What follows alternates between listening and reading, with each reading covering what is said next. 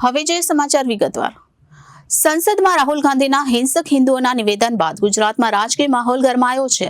ત્યારે આજે અમદાવાદમાં કોંગ્રેસ અને ભાજપના કાર્યકર્તાઓએ સામસામે પથ્થરમારો કર્યાની મોટી ઘટના બની છે। અમદાવાદમાં જીપીસીસી ખાતે ભાજપ અને કોંગ્રેસ સામે જોરદાર ઘર્ષણ થતા સામસામે પથ્થરમારો કરાયો। કોંગ્રેસ કાર્યાલય ખાતે ભાજપના કાર્યકર્તાઓ દ્વારા કરાયેલો વિરોધ હિંસક બન્યો છે। કાચની બોટલો ફેંકાઈ, ટીંગાટોળી, ઝપાઝપી થઈ અને જય શ્રી રામના નારા લાગ્યા।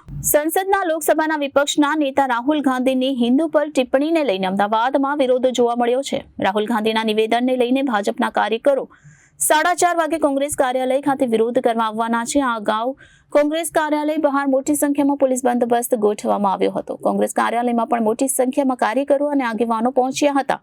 બંને પક્ષ વચ્ચે ઘર્ષણ ન થાય તે માટે પોલીસ દ્વારા કાર્યાલયથી પાલડી 4 રસ્તા સુધી બંદોબસ્ત ગોઠવવામાં આવ્યો હતો।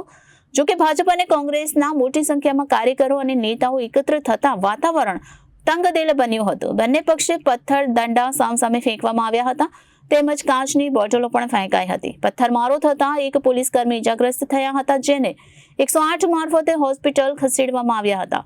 ભાજપના કાર્યકરોએ જય શ્રી રામના નારા સાથે પથ્થરમારો શરૂ કર્યો હતો। હાલ વાતાવરણ તંગ બની ગયું હતું અને પોલીસ સાથે ઘર્ષણ શરૂ થયું હતું। આમ સંસદમાં રાહુલ ગાંધીના હિંસક હિન્દુઓના નિવેદન બાદ ગુજરાતમાં રાજકીય માહોલ ગરમાયો છે।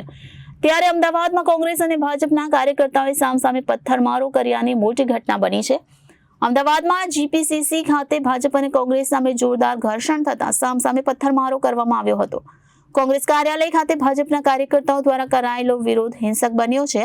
કાચની બોટલો ફેંકાઈ, ટીંગાટોળી, ઝપાઝપી થઈ અને જય શ્રી રામના નારા લાગ્યા।